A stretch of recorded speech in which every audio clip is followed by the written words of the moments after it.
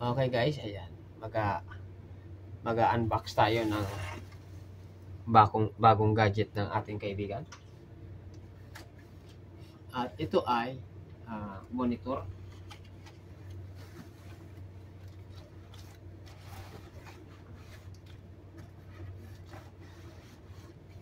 Ito po yung monitor na kailangan niya. Ngayon. At ito guys ay ang tatak nito ay HP. Ayan. Ang computer na matibay. Ito ay HP monitor at ang size niya ay 19. So, ngayon, ina-unbox na natin siya. Mayroon siya ditong stand. Ayan.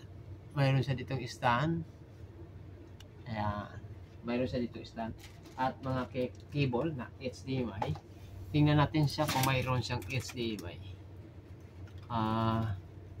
Wala siyang HDMI.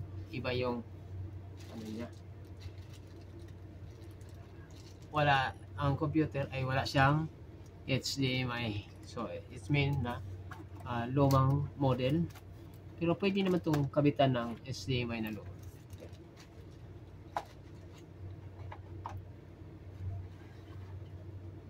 Ito yung monitor guys. Testingin lang natin siya. At ito ay magandang class.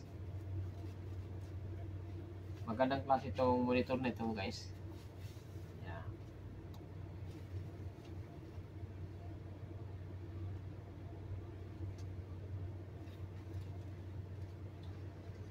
Nasaan na yung kable?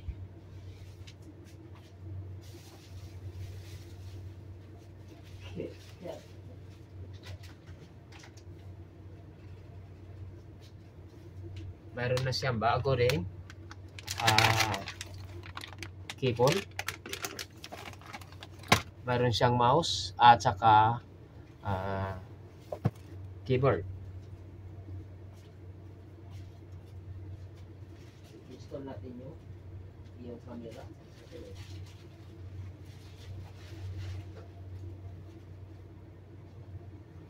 At mayroon siya guys na webcam or camera. So magsimula tayo sa dito.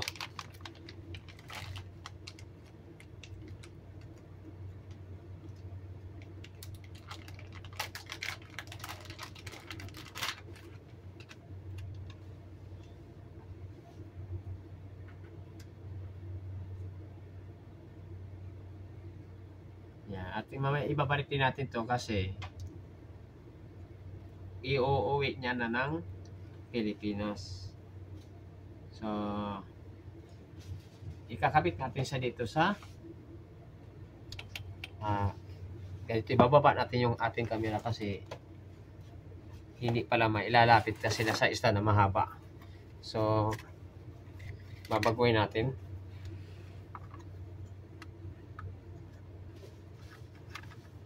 Ayan.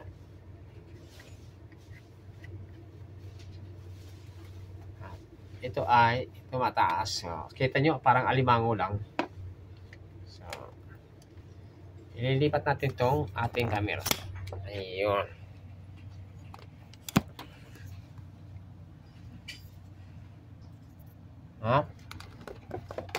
Ilalagay na natin siya dito. Doon sa mga bago na mag-simple or magagawa ng computer, magkakabit para po isa yung kaalaman, ay dito natin ikakabit ito.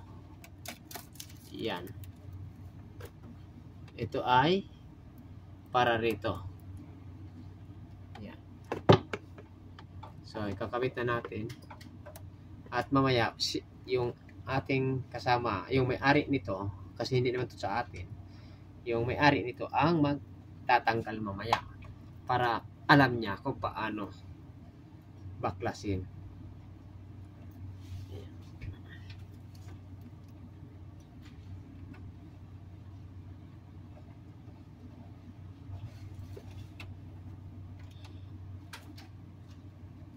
Ayan. Matigas. Virgin guys. Ngayon, ito naman ay para doon sa monitor. Ayan. Paano natin siya ikakabit? Ngayon, hindi natin siya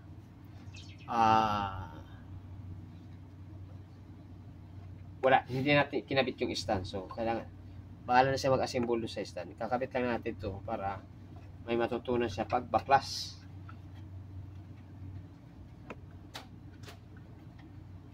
Sa guys, yung mga gustong bumili ng computer, ang may recommend ko sa inyo para mas matibay na computer, HP. Yan lang po ang mai-recommend ko sa inyo. Kung gusto niyo ng computer na may CPU, HP guys ang bilhin nyo dahil may maasahan kayong matibay. Popromote ako ng product na may product.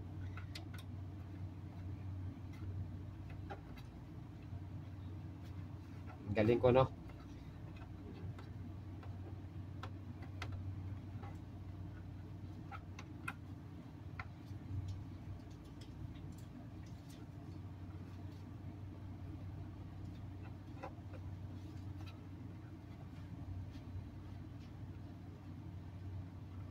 Ngayon, i-ano nyo yung kanyang pin. I-sure nyo siya na nakapasok kasi baka mabalian kayo ng pin. So, kailangan sure yung pin na nakapasok. Yun ang kagandahan lang sa desktop. Kasi ang desktop kasi matibay yan. Just in case na mayroong problema, pwede mo siyang palitan ng gamit. O, palitan na siya ng piyesa. Wala.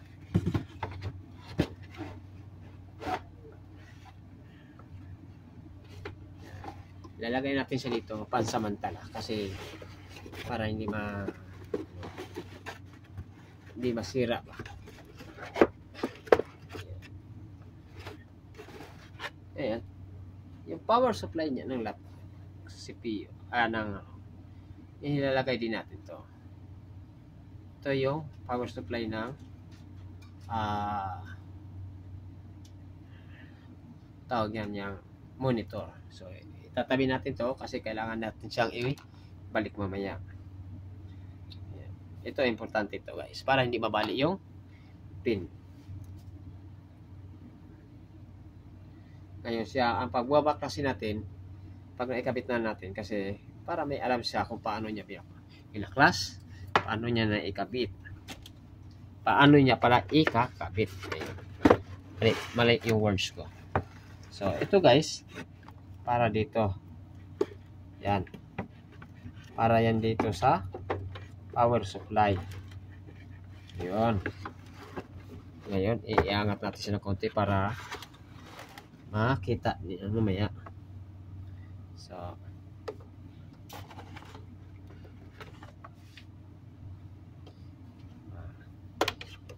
tatanggalin natin yung ating yung ating mga nakasaksak kasi kailangan natin baklasin.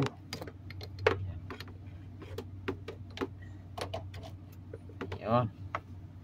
At mamaya tatanggalin natin yung ating kable.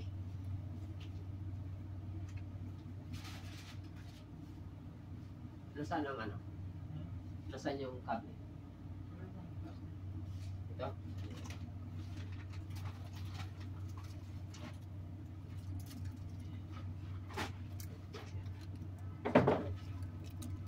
Bigyan natin ito. Ayan. At ito naman guys ay para naman dito sa power supply ng monitor. Ayan.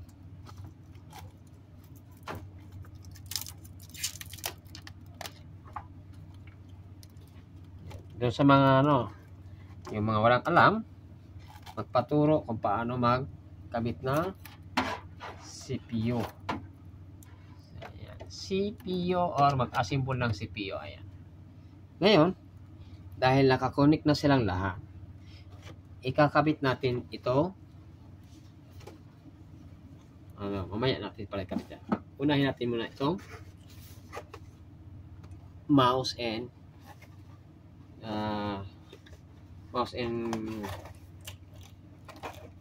keyboard. Ayan guys, brand new yan, brand new.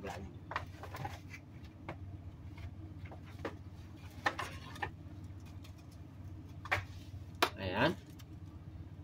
Ikakabit na natin siya muna, pansamantagalan. Kasi kailangan natin siyang ikabit para basahin ng kanyang monitor at hindi na malito yung kanyang monitor pag dating niya sa Pilipinas, kasi iuwi na niya ng Pilipinas ito.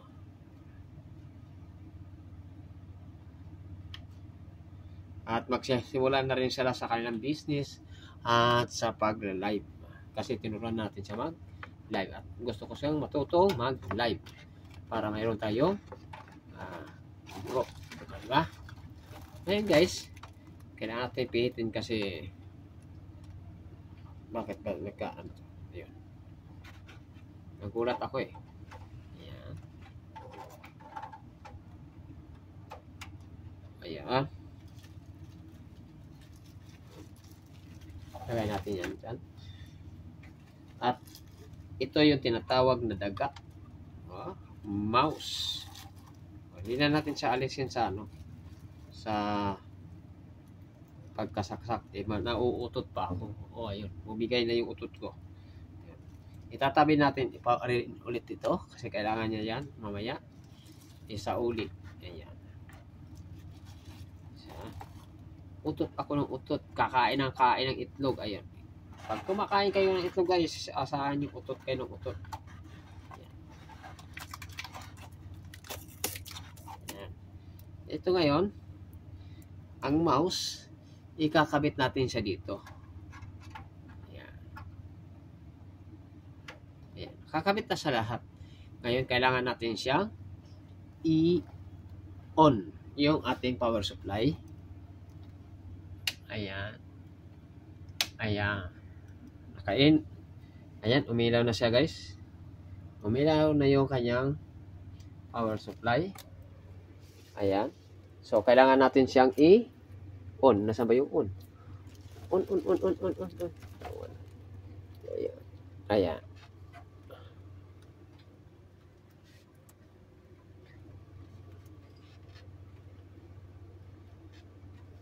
Hindi ko nakita, hindi ko nakapa. Hindi mahusay kumapa si Sadik. Ayan. Yes, a minute guys, kasi hindi marunong kumapa si Sadik.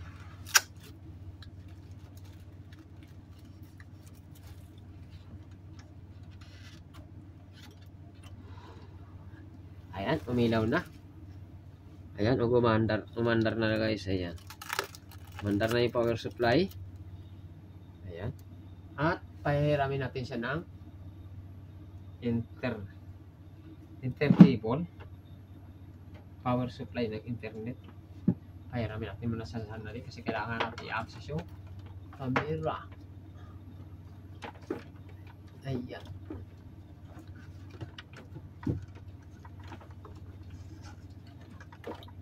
Ayan.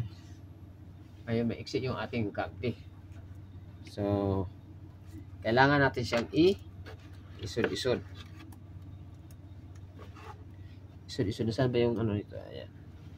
Nasaan ba yung kanyang on?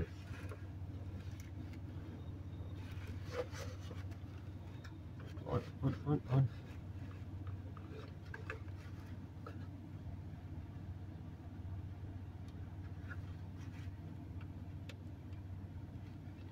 Yan guys, na-on na natin siya.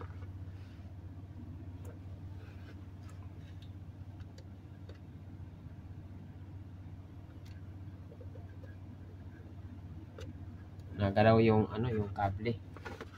Ayan.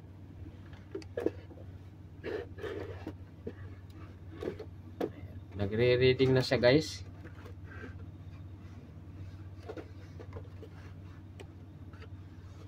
Ngayon, nagre-reading pa yung HP, yung CPU. So, kailangan natin ilagay itong internet. Ayan. So, basta ibaba yung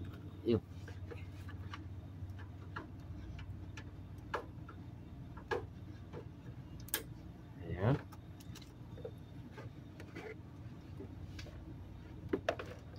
Ayan guys ha. Oh, nagre-reading na siya. Ayan, nagre-reading. Na-complete na siya, nagre-reading. Mamaya pag ano, masikip kasi yung lamisa ko kasi nandito na lahat. Ayan.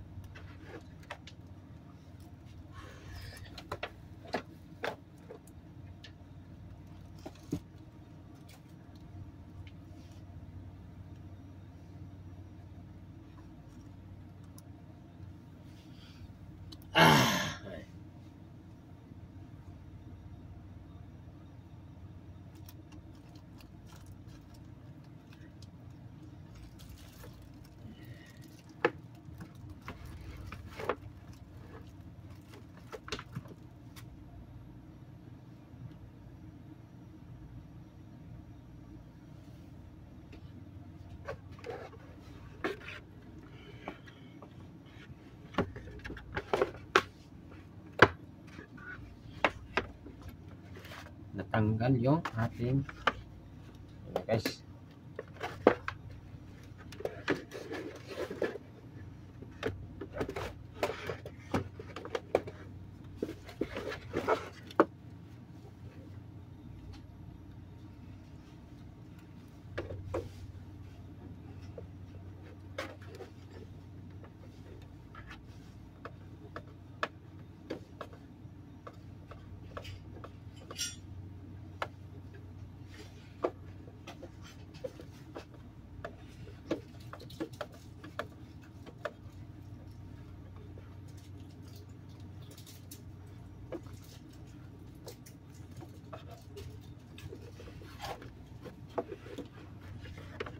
So guys,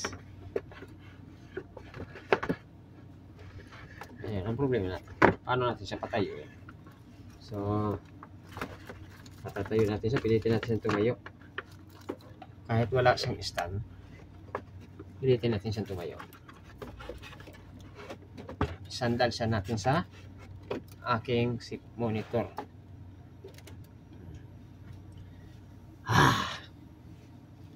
Noy. Tingnan mo rito, Noy. Nasaan ka na, Noy? Ayan, guys. Gumagana na yung ano. Ayan na siya. O, ayan. Naka-window 10 na siya. Ayan. Titingnan natin kung mabubuksan yung kanyang YouTube. Ayan.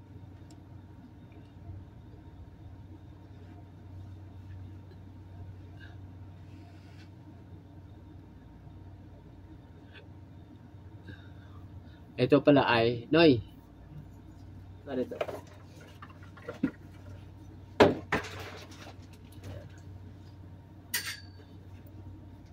What are you doing?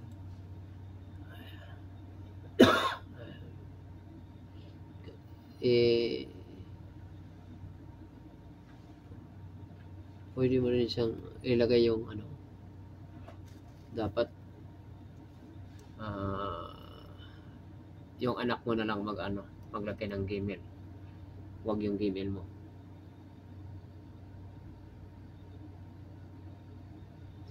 Sa YouTube? Hindi. Wala bang problema yung Gmail mo? Wala bang di ba delikado sa ano mo?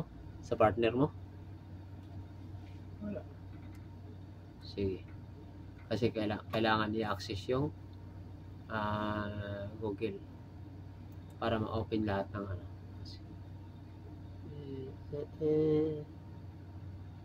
Firefox.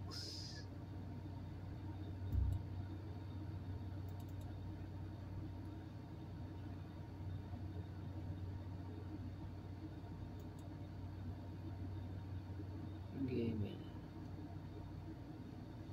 Sigurado kang walang problema sa ano ha? walang mabasa na hindi maganda. Hindi pa ako nag-delete eh. Ano pa, ano kaya maganda? Yung anak mo na lang magbukas. May ano ka ng wifi doon.